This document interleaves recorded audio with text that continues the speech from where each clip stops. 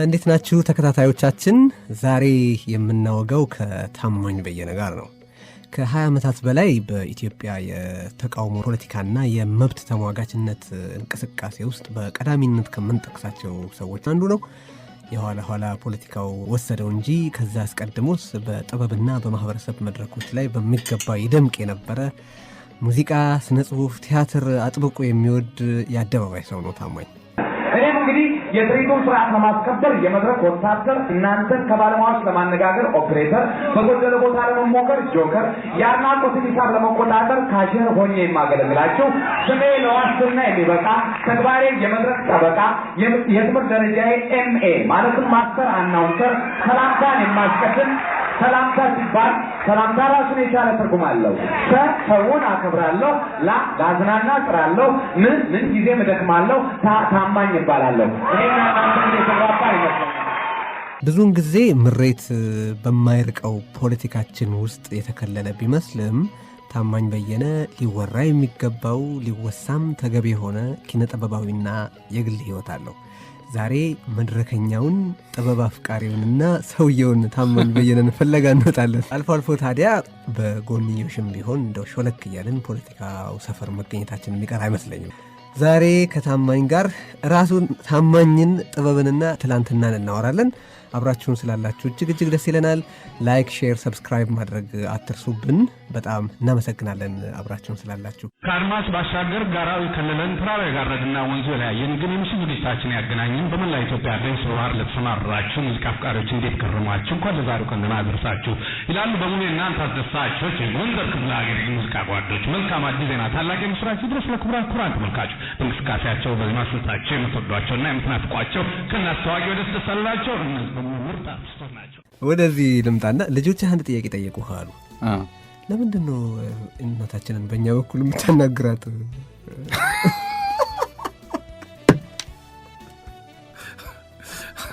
ከዛውን ስለ ፋንትሽ ንገረኝ። ፋንታ የበቀለ ድምፃዊት ናት። ጥሩ ዘፈኖች አሏት። በተለይ መጨረሻ ላይ የሰራችው እሱ ይሁን አይሁን አላውቅም፣ ግን አንድ እምባ ስንቅ አይሆንም የሚል የመጨረሻ ዘፈን አላት እና እንዴት እንደተጻፈ ምን እንደተጻፈ ሁሉ አላውቅም ነበረ። ዓለም ፀሐይ የተጻፈችው በኋላማ አወቅኩኝና ስነግራት እንዳወቅኩት የሙዚቃ ቅንብሩ፣ ዜማው፣ ግጥሙ እና የእሷም ራሱ ሀዘኑን የገለጸችበት ዘፋፈን በጣም ደስ የሚል ነው እና ከሬዲዮ ሁሉ ቀድቼዋለሁ ስላቸው ነበረ። ይህን ለፋንትሽ አልነገርኳትም፣ ለዓለም ፀሐይ ነገርኳት።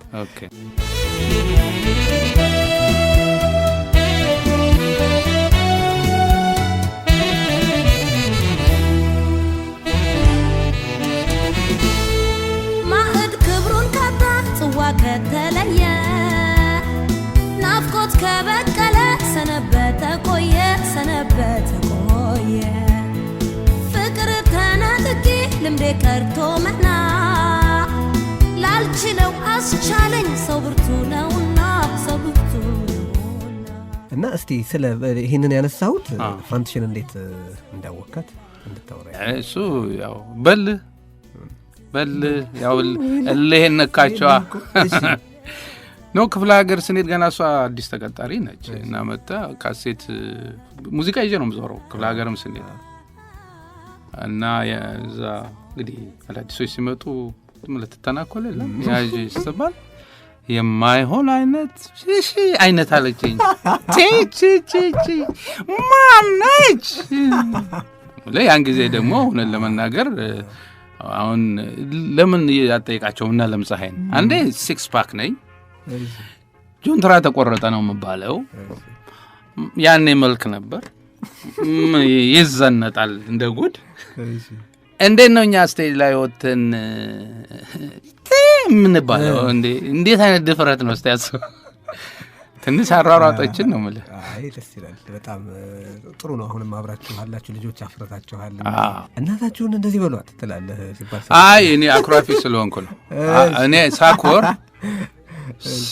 አኮርፋለሁ በጣም ሳኮርፍ በቃ ዝም ነው የምለው ብዙ ጊዜ እና ያው እንትንትልና እናትን ሄድና እንደዚህ በለዋል። ለአሜሪካ ልጅ ለካ ችግር የለበትም ራሳ ጠይቃት ማኮርፍ እነሱ ያቁም ልጆች ይቅር ባይም ነህ ሲባል ሰማለሁ። ይሄን ብናወራው በጣም ደስ ይለኛል። ይቅርታ በተመለከተ ይቅር እላለሁ እውነት ነው ሲባል ሰማለሁ። ያው እንባ እንደሚቀድም እንኳን ብዙ ሰው ያውቃል።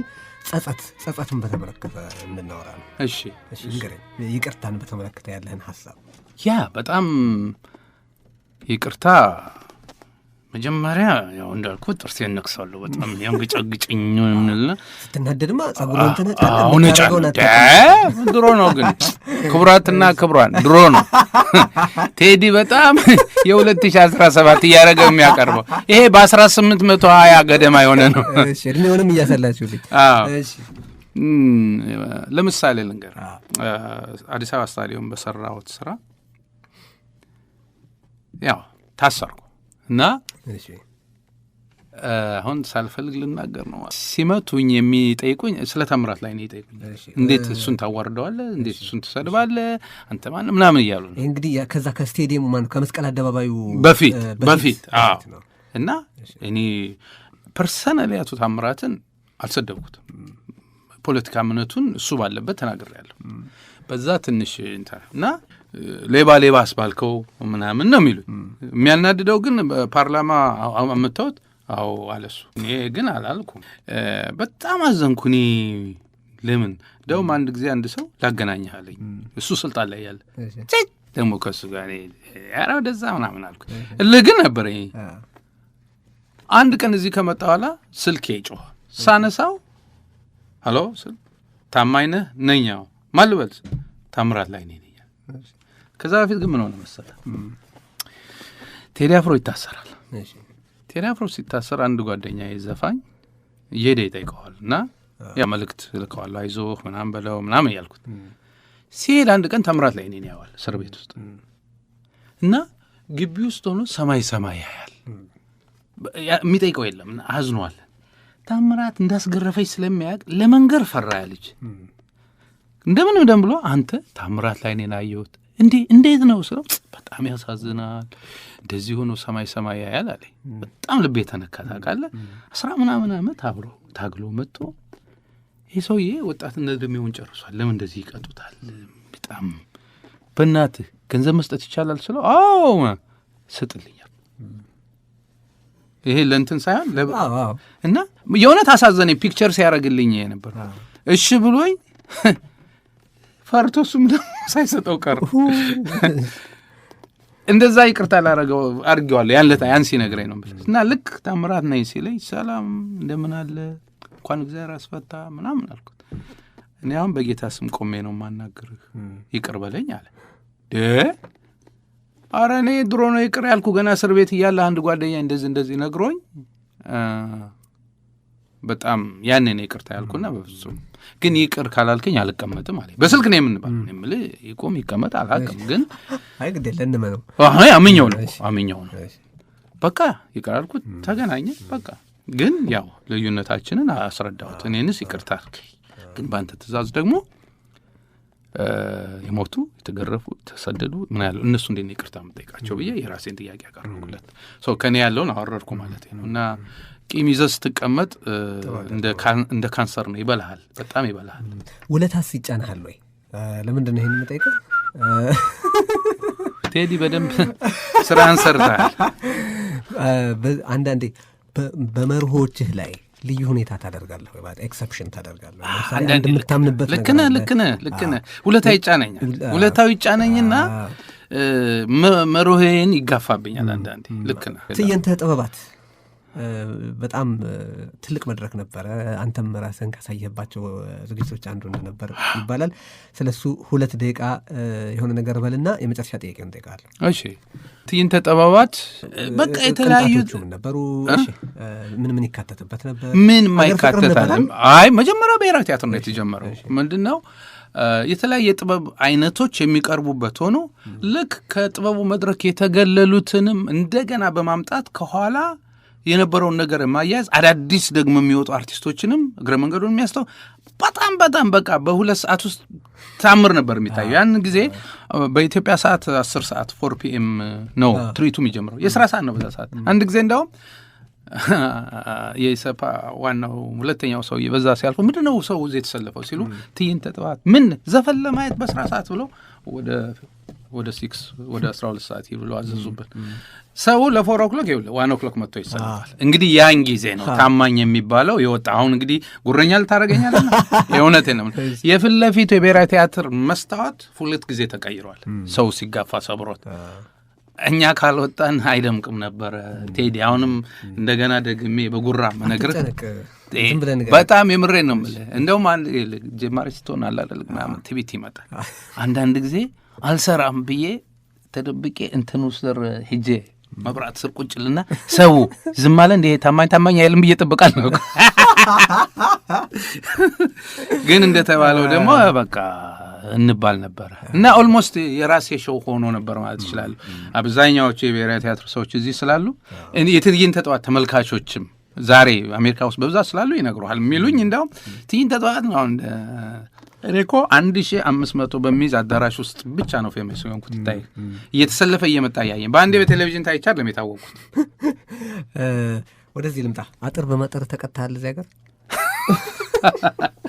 አይ ቴዲ ያኔ ደግሞ አሁን እንግዲህ ምን ተሆነ 8000 ብር 8000 ዶላር በጣም አሪፍ አጥር። እስቲ ምን አለ ብጠይቅ በጣም አሪፍ አጥር አጠሩልኝ። ያው ከፈልኩ ሄዱ። በማግስቱ በሬ ላይ ተለጥፎ በ3 ቀን ውስጥ እንድታፈርስ የሚል አስፈረሱኝ። 8000 ብር ያየው ፈረሰ። በኢትዮጵያ ምታውና ለቅሶ ሊደረሰኝ የሚገባ ነበር። እሺ መጀመሪያ ላይ ውይይታችንን ከመጀመራችን በፊት ስቱዲዮ ሳንገባ 3 ሙዚቃዎች አስቤ ነበር። እስቲ ስለ 3 ሙዚቃዎች እኔ ቴዲ እሱ ይከብደኛል። እኔ በጣም በተፈጥሮ ለምን መሰለህ የጥላሁንንም ቢሆን እሺ የጥላሁን 3 ሙዚቃዎች ልበል። እኔ ይኸውልህ በተፈጥሮ ነው እኮ የምልህ ዘፈን በጣም ነው የምወደው። በጣም የምሬን ነው የምልህ። አሁን ማንን ታደንቃለህ ለእኔ የሚጠየቅ ጥያቄ አይደለም። ለምን ምን ማለት ይመስላል የበለጠ ማንን ታደንቃለህ? ግን ይኸውልህ ኤክሰፕሽናል የሆኑ ሰዎች አሉ። በቃ እንዴት ተፈጠረ የምትሏቸው ሰዎች አሉ እንጂ ሁሉም ለምሳሌ አቤት ለምሳሌ አሁን እኮ ጠየቅ አሁን ጥላሁንን እንዴት ነው ለውይይትም ለድርድርም አድርገን የምንነጋገረው? ለምን መሰለህ በቅርቡ እንዲያውም አንድ እንትን አይቻለሁ። ሙሉቀን መለሰ ታለንት ሙዚቃ ያቅም እንደገና መድረክ ብቃት የለውም ምናምን እንደዚህ የሚል አሁን ይሄ በ1600 ምናምን ተብሎ ሲነገርህ ሊመስል ይችላል። እንዴ ስማ ምንም ሳይናገር እኮ ነው የምልህ መድረኩ ላይ የማይክሮፎኑን ገመድ ይዞ ስሙን ሲጽፍ በአንድ ገመድ እንዴት አድርጌ መናገር ይችላል? እንዴት ነው ለስሙ ማስረዳው? አበባን አይቶ የማይቀጥፌታል ብሎ ሌባ ጣትና አውራ ጣቱን እሾሁ ሲወጋው እጁ ላይ የሚያሳይ እና ሲደንስ ብታየው እኮ እንዴ እኔና ምን መሰለህ እንደ አይነት ሰዎች ጋሽ ጸጋዬ አንድ ጊዜ ምን ብሏል መሰለህ ቴሌቪዥን ድምፁን አጥፍቼው ምን እንደሚዘፍን ይገባኛል። እንደገና አሁን ይሄ እዚህ ሀገር ዜናም ትልቅ ነገር ሲሆን ይሄ የምልክት ቋንቋ የሚናገሩ የለው ለሁለታችን እንኳን አድሬስ የሚያደርገው ማዳመጥ ለምን ፈልገውም እንዲሁ ይገልጽልሃል። ደግሞ እንትኑን ይዘን ብንነጋገር ጥሩ ነበር። እያንዳንዱን ዘፈን ይዘን እዚህ ጋር ያደረገው ነገር አይገርምህም? እዚህ ጋር ያደረገው ነገር እያልን ብንሄድበት ጥሩ ነበር። የወተት ናፍቀኝን ሲጫወት አይታል ነበር። እንዲህ ስማ እኛ ሚስጥር እንደዛ ይዘን መቆየት አንችልም። እሱ ትንፋሽን ይዞ የሚቆየው ነው እንዴ። ወይ ጉድ! ግን አሁን ከዘፈናቸው ዘፈኖች ሁልጊዜ ደራሲዎች ደግሞ ማድረገው የያዝኩ ይመስለኛል ዓለምን ጨርሼ ከጎንሽ ስተኛ ጸጉርሽን ለብሽ የፈጣሪ ያጠርልሽ ነው። አዎ እስቲ አስበው። ምክንያቱም አሁን ባዮሎጂ ምናምን ነው የምንሄደው ማለት የያዝኩ ይመስለኛል ዓለምን ጨርሼ በዛ ሰዓት ኢማጂን እስቲ ከጎንሽ ስተኛ ጸጉርሽን ለብሽ ያቺ ቅጽበት እንዴት ነው የምትገለጸው? በቃ እና እንደዚህ አይነት ዘፋኝ ነው ለማለት ነው።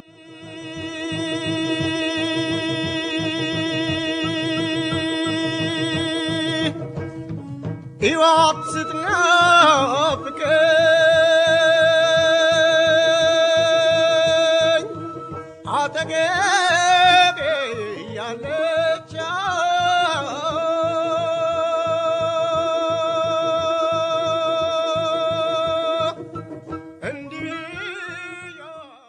ጋሻውላቸው ደጀኔ እሺ እናነሳቸው ብንሄድ አሁን እንደው ግፍ ነው እንጂ ግፍ የሚሆነው ደግሞ እስከዛሬ አንተን ጨምሮ መከስበት ነው። የእውነቴን ነው የምነግርህ። ኦኬ ይኸውልህ በኢትዮጵያ ኪነ ጥበብ ውስጥ ወንጀል ተሰራ ምለው ባውላቸው ደጀኔ ላይ ይሄው የምታየው በኢትዮጵያ ታሪክ ውስጥ የጥበብ ስራዎች እየተነሱ በየዩኒቨርሲቲ ወይም ምናምን ቀን የከሌ ቀን ይባላል ሪሰርች ተደርገው የተሰሩ ስራዎች ይታያሉ። ምን ይላሉ? የኢትዮጵያ የውዝዋዜ ከመሬት አንስተው ራሳቸው በየብሔር ብሔረሰብ በሚባለው ምድር ገብተው አጥንተው መጥተው ለመድረክ ያበቁት እሳቸው ናቸው። በሚገርም ሁኔታ የኢትዮጵያ የመጀመሪያዎቹ ቲያትሮች እስከ 28 የሚሆኑት መሪ ተዋናይ ሆነው የተጫወቱ ናቸው። ምን ያላረጉታል? ዜማ ደርሰ ዘፋኝ ሆነው ምን ያልሰሩት ስማቸውን ትሰማለህ? ጉግል አድርግና ቼክ አድርግ። አንድ ነገር አይወጣም። አንድ የወጣችሁ መሰለህ መታሰቢያነቱ ላውላቸው ደጀኔ ይሁንልኝ ብዬ ያወጣሁት የኔ ዲቪዲ በጣም አሳዛኝ ነው። ጥበብ ማለት እኮ አውላቸው ደጀኔ ነው እና በዚህ በጣም ነው የሚከ ባይ ዘ ወይ በሳቸው ህይወት ዙሪያ የምሰራው ነገር አለ። ወደፊት ህይወት ታሪካቸው የሞካ አዲስ አበባ ዩኒቨርሲቲ ተስፋዬ ሲማ ነው ለመመረቂያ ጽሑፍ እንኳን የጻፈው አንድ ሌላ የለም። እንደው በጣም እኮ አሳዛኝ ነው ቴዲ፣ የእውነቴን ነው እኮ የምልህ። ባለውለተኞቹን እንድናነሳቸው ብዬ ነው። አዎ በግል እኔና አንቺ አልተወያየን ማን ይሳቸው ደስ የምኒልክ የሞክ ከእውነተኛ ታሪካቸው ላይ እኮ ነው የጻፉት። ፍቅር ማስተርጓሚ ኬንያ ሄደው እኮ ነው በምን ይግባው ሴትዮዋ ጣሊያን እሳቸው ኢትዮጵያ ቋንቋ ጻፉት እና ብዙ ታሪክ አለ። ያውላቸው ደጀኔና አውላቸው ናቸው መጀመሪያ ያዩኝ። እንግዲህ እሺ ገና ድክ ስልበት አይ ጥሩ አድርገሃል እንጂ ሳልናገር ብሄድ አሁን ክፋለሽ ከዛ ካልመጣ ብለው እሳቸው ናቸው ጎንደር ወሰዱኝ። በቃ ይሁቴ ያንን የተጀመረውልና መጀመሪያ አይቶህ ውስጥ ያለውን ቤንዚን አሁን አንዳንድ መሪ አሁን እኛ በኦጋዴ ብዙ ሞክረና ቤንዚን ልናወጣ እስካሁን አልተሳካለንም። የኔን ቆፈር አድርገው ያገኙት እሳቸው ናቸው እና ባለውለታዬ ናቸው። እንዲህ ባለ አጋጣሚ መክሊትህን የለዩትን ሰዎች ማመስገን ተገባ ነው። በጣም ደስ ይላል። እንኳን አደረሳቸው። ደግሞ ቢከበሩ ይገባል። እንዲህ ይኸውልህ ማመስገን አናውቅም። በጣም ትልቅ ችግራችን ነው እሱ። ታሪክ መሰነድ አናውቅም። አሁን እኔ ለምሳሌ እድል አልነበረኝም ልልህ እችላለሁ። በቃ የነበረውን ነው የተካፈልኩት የተቃረጥኩት ማለት ነው። ተጽፎ ተሰንዶ አግኝቼ ቢሆን በሰሩት ልክ መዳኘት ይቻል ነበረ። አሁን እኮ የሚደረገው እኮ ጭራሽ እንዳታውቃቸው የማቆራረጥ ነገር እና አይነገርም። ዋጋ አሰጣጣችን ቅድም ጥሩ ነጥብ አንስተህ ነበር። ደረጃው ፈርሷል። ደረጃው ደግሞ እሱ ራሱን የቻለ ይኸውልህ እሱ ረጅም ነው ከኔ በጣም ነው የምንመሳሰለው እና ወንድማማችሁ ይሉናል። ሳዱላ የወጣ ጊዜ እሱ አልበሙ በጣም ፌመስ ይሆናል። ብሔራዊ ቲያትር በሚሰራበት ጊዜ ሙዚቃው የመጀመሪያው ብሎ ጠጋ ሲል እኔ ነው ማይክሮፎን ይዤ የምወጣው። ይወጣና ህዝቡ ያጨበጭባል እኮ ስዩም መጣ። ልክ ሁለተኛው ላይ ነው እሱ የሚገርም እንደገና ይቆማል። ተሸውደን ቆየን ብሎ ያን ያህል መለየት ያስቸግር ነበረ። በጣም ተመሳሳይ ነበር፣ ግን አብረን ስንቆም አንመሳሰል ማለት እሱ ረጅም ነው። በዚህ ላይ እሱ በጣም ትንሽ ቆንጆ ነበር። ሙት እና ስዩም ወንድሜ ማለት ነበር። በጣም ጨዋታ የሚያውቅ። በመጨረሻ ምኞትህን እስቲ ንገረኝ። አንዱ ልገምተው የምችለው ነገር አለ። አንዱ ለምሳሌ መሆን የምትፈልገው ብቻ ይህንን ጨዋታ ብናረግ ትወድ የነበረው አዲስ አበባ ቢሆን ደስ እንደሚል አውቃለሁ። እኔ ቴዲ አንድ ነገር እንዳላረዝምብህ እንጂ ይኸውልህ አሁን እዚህ ሀገር ወይ ሰው ትገልና ምናምን እድሜ ልክ ይፈረድብሃል። እድሜ ልክ ሲፈረድብህ ምንድን ነው መሰለህ ምግብ ይሰጡሃል፣ ያው ሕክምናም አይጎልብህም፣ ግን የምትወዳቸውን ነገሮች ነው የምትከለከለው። እኔ አሁን እኖራለሁ ግን የምወዳቸውን ነገሮች አላገኝም እና እንደዛ ነው የማየው ራሴ ህይወቴን።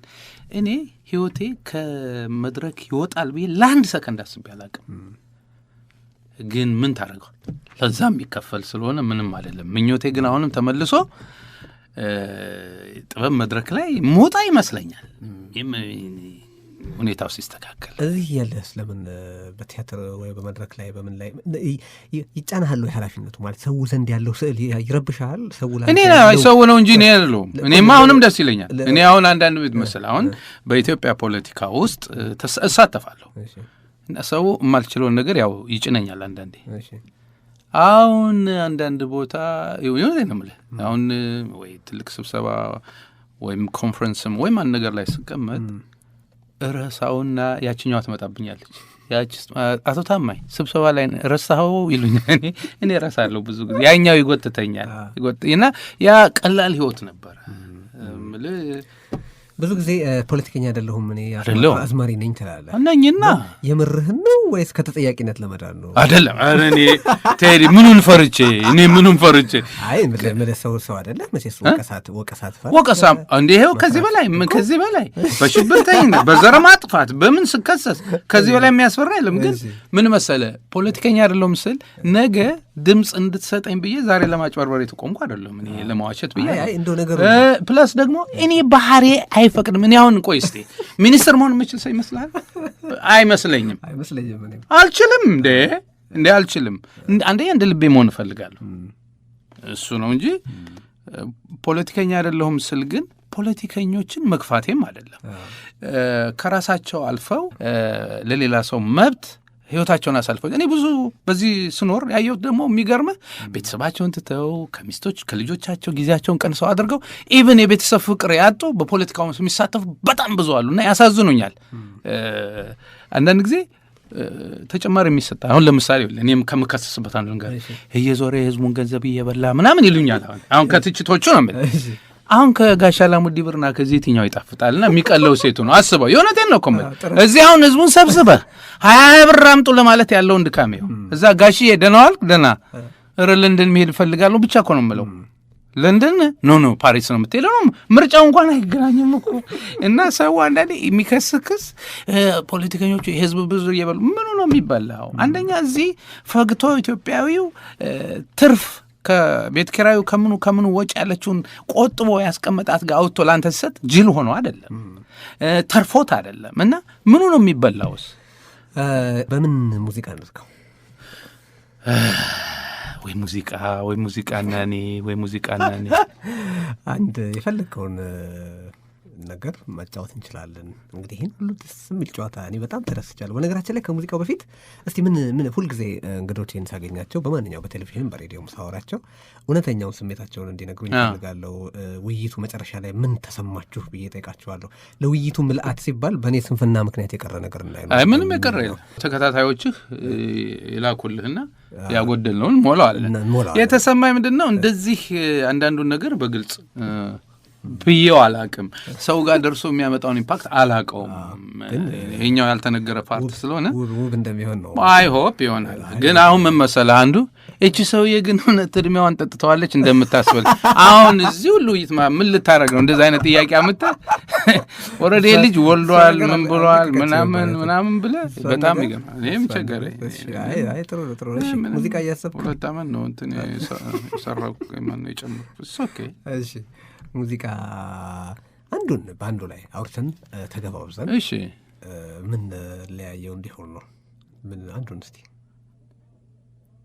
እኔ እንድመርጥ ነው አይደል በቃ የጠላሽ ጠላ ይሆና የጠላሽ ጠላን በተመለከተ በዚህ በሬዲዮ ግን የመጀመሪያው ፕሮግራም ነበር ነው ሰማዋለሁ የዮሐንስ አፈወርቅ ዮሐንስ ልጅና ደውለን አግኝተናል ዓለም ፀሐይም ሀሳቧን ሰጥታን ነበር የኛንም መልከታ አቅርበናል ብሩክ ክፍሌን ታውቀው የለ ኢንስትሩሜንታል ሰርቷል በጠላሽ ጠላን ራሱ ስለዚህ ሰርተናልና ጥሩ ነው የመረጥከው ሰርጸም ሀሳብ ሰጥቷል ሰርጸ ሰጠበት ምን አለ እንዴ በጣም የሚገርም ፕሮፌሽን ያለው የሚገርም ነገር ነው የራሱ ድርሰት ነው የራሱ ዜማ የሚገርም ሰው ከሰው ይለያልም የሱ ነው ይኸውልህ ጥላሁን ውስጡን የሚነካ ግጥም ከሰጠኸው የሚያመጣው እንዲህ አይነት ነው